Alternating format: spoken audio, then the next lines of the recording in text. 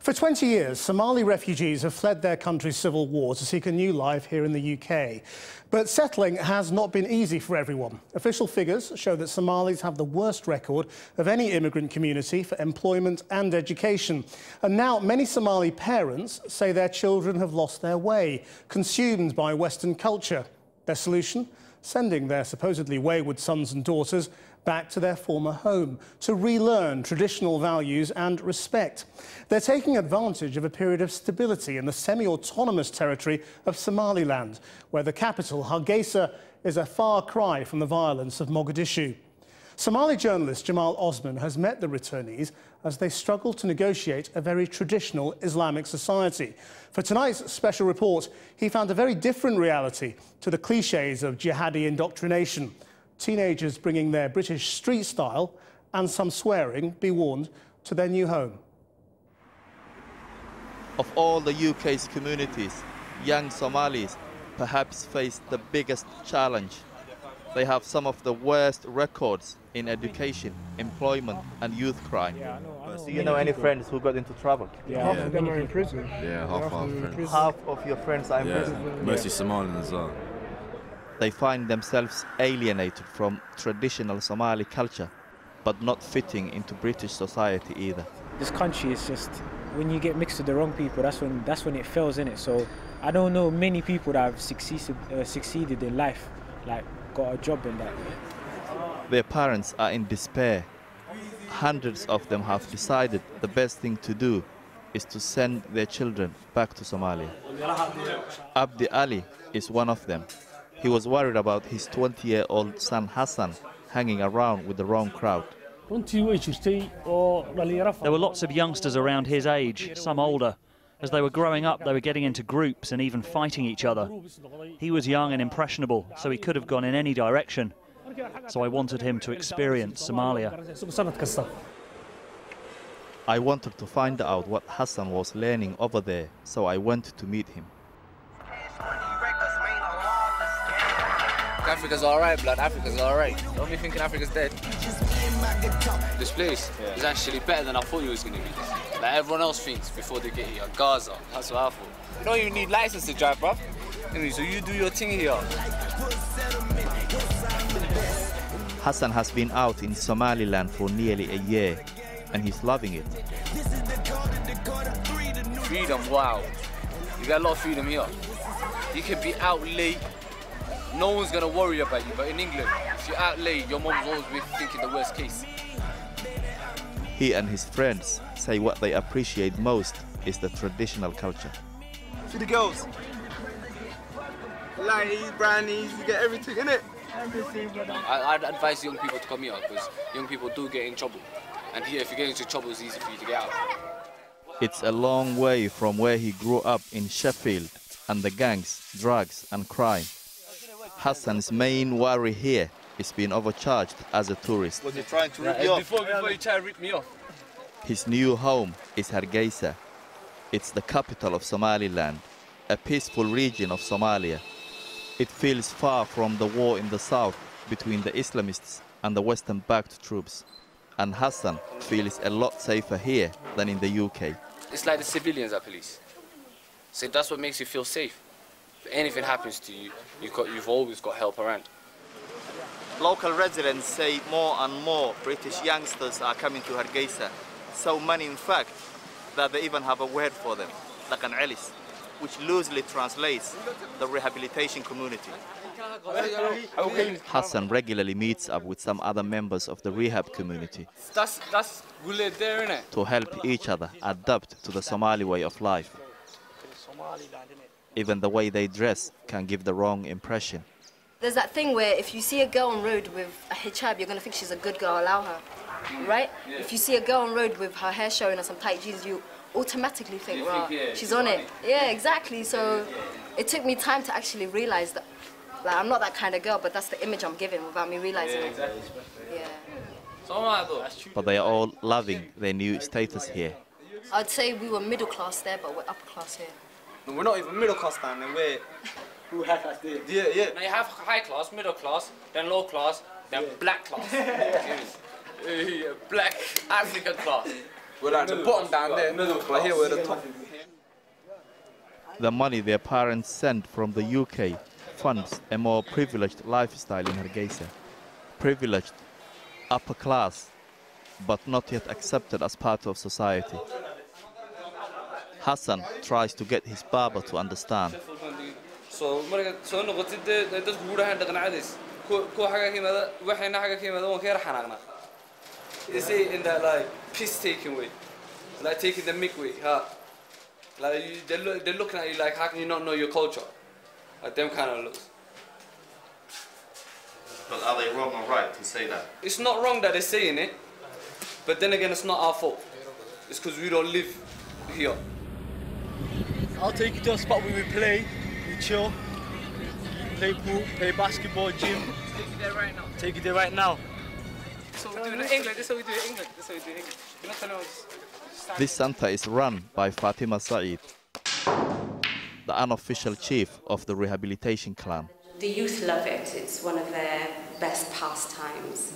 And we're hoping to be able to hold the very first snooker tournament in Somaliland. She grew up in Cardiff and knows what it is like to arrive here from the UK. They can spot the child that comes from the UK or from Sweden or from abroad. It's just a body language thing. Fatima runs this center, giving them things to do, but more importantly, advice on dealing with the locals who are suspicious of them. It's just the stigma that's attached to it. This child, why is this child coming back? You know, he's coming back because he's done something. So the locals feel threatened by these? Threatened, how can I say, angry in a way. They feel jealous in another way, you know. I joined them as they went on day trips to help them get to know their motherland. Back in London, Layla loved fashion, acting and dancing, but her parents decided that was unacceptable for a Muslim girl and sent her out here. They are your parents. They always want what's best for you. But growing up in the Western world, I didn't see it like that. I was a rebel. I was the biggest rebel. I was like, all right, if I can't have it my way, you're not going to get your way. But I didn't realize I was only harming myself. So that's what I learned, compromise. But one compromise she's not happy about is losing some of her freedom. Today we're by the beach. Unfortunately, us girls can't swim because they said girls and boys can't swim together, so we're trapped in the bus and the boys are cooling off in the sea. Sunny, sunny, sunny, that's all it is around here. And I'm being teased because I can see the water, but I'm not allowed in. In our culture, it's always like the men are in control. I grew up in a world where I've seen everybody's treated equal, fair. And then I came here and I was like, damn, it's not the same shit. I'm thinking, but why? What makes it worse for Layla is that local girls are allowed on the beach, but girls in the rehab community are not trusted to behave. We see other girls on the beach and we're not allowed. You think it's a personal attack, like, because you're from outside. A visit to the caves is a better experience for Layla. It's amazing to see our heritage and our culture. Like, not in a million years did I think there'd be paintings here from like thousands of years ago. Las Gal has some of the oldest cave paintings in Africa. Place looks alright. Old. Natural beauty. Natural beauty, yeah. It makes me appreciate, like, my culture. And this culture, which at first she didn't want to know, has given her a new direction in life.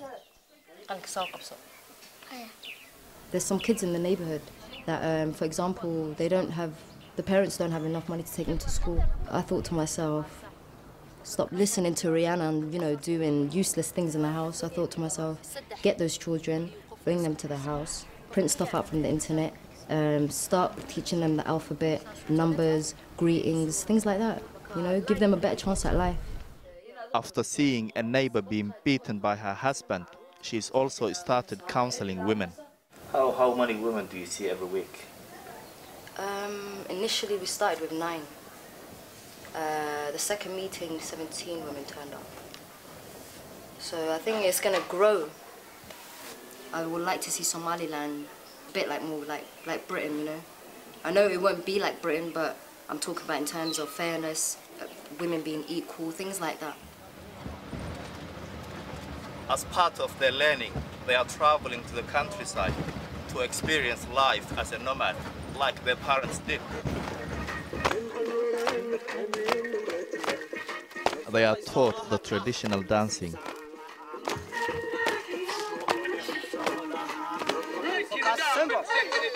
In return, Layla shows them a few Western moves.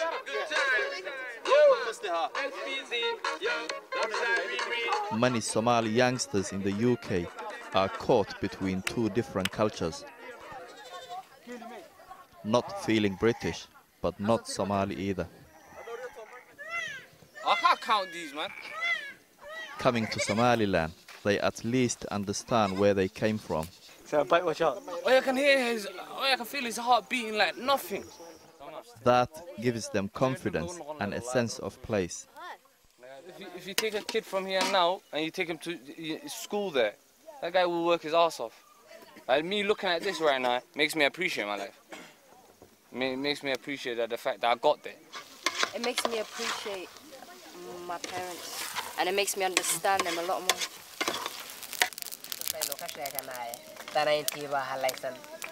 Their nomadic experience ended with the ancient wisdom of the Somali poet.